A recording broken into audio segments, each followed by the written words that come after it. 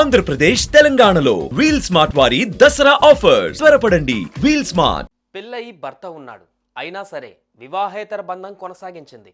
భర్తకు తెలియకుండా ప్రియుడితో వ్యవహారం సాగించింది. అది తట్టుకోలేక భర్త ఆత్మహత్య చేసుకున్నాడు. అయినా సరే బుద్ధి మార్చుకోలేదు. ప్రియుడికి తెలియకుండా మరో ప్రియుడిని కూడా వెంట తిప్పుకుంది. కానీ చేసిన తప్పు ఎన్నాళ్ళు అని దాగుతుంది. అదే జరిగింది ఈ ఘటనలో. రెండో ప్రియుడి విషయం మొదటి ప్రియుడికి తెలిసింది. ఒకరి ప్రాణం తీసింది. అసలు విషయంలోకి వెళ్తే,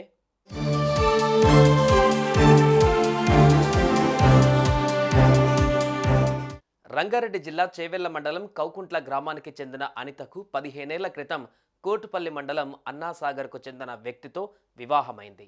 భర్త ఉండగా శ్రీకాంత్ అనే 27 ఏళ్ల వ్యక్తితో వివాహేతర బంధం కొనసాగించింది. ఈ విషయం తెలిసిన భర్త ఏడాది క్రితమే బలవన్మరణానికి పాల్పడ్డాడు. అయినా సరే తన బుద్ధి మార్చుకోలేదు అనిత.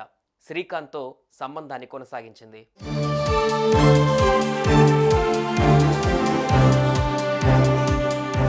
ఇంతలోనే అనితకు చౌట మల్లేశంతో పరిచయం ఏర్పడింది. ప్రియుడికి తెలియకుండా అతనితో కూడా సంబంధం పెట్టుకుంది. ఈ విషయం కాస్త శ్రీకాంత్కు తెలిసింది. దీంతో అనిత మల్లేశంలను చంపేస్తానని బెదిరించాడు. శ్రీకాంత్ ఎలాగైనా చంపుతాడన్న భయంతో అతన్ని వదిలించుకోవడం బెటర్ అనుకుంది అనిత. రెండో ప్రియుడు మల్లేశంతో ప్లాన్ వేసింది. శ్రీకాంత్ను చంపడమే బెటర్ అని చెప్పింది.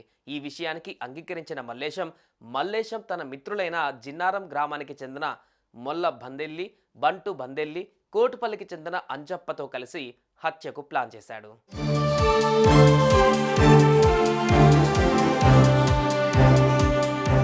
సెప్టెంబర్ 25న శ్రీకాంత్ను అనిత, మల్లేశం అతని మిత్రులు లింగంపల్లి చౌరస్తాకు రప్పించారు. తమ కారులో అందరూ కలిసి జడిమల్కాపూర్ జలపాతానికి చేరుకున్నారు.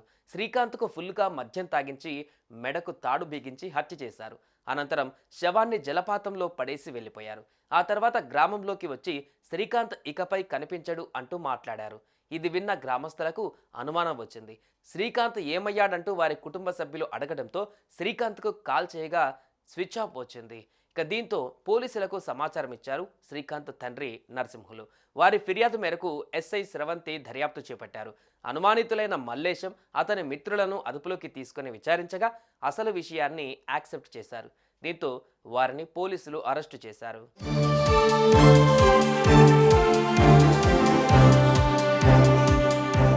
అనితకు పెళ్ళయింది. కానీ వివాహేతర సంబంధం కారణంగా భర్త ప్రాణాలు తీసుకున్నాడు. అటు శ్రీకాంత్కు కూడా వివాహం జరిగింది. కానీ వివాహేతర సంబంధమే అతని ప్రాణం తీసింది. కుటుంబ సభ్యులకు కన్నీరు మిగిల్చింది. ఇలాంటి బంధాలు తాత్కాలికమే అయినా ప్రాణాంతకం. కాబట్టి అలాంటి బంధాల జోలికి వెళ్ళకండి. కుటుంబాలను కాపాడుకోండి.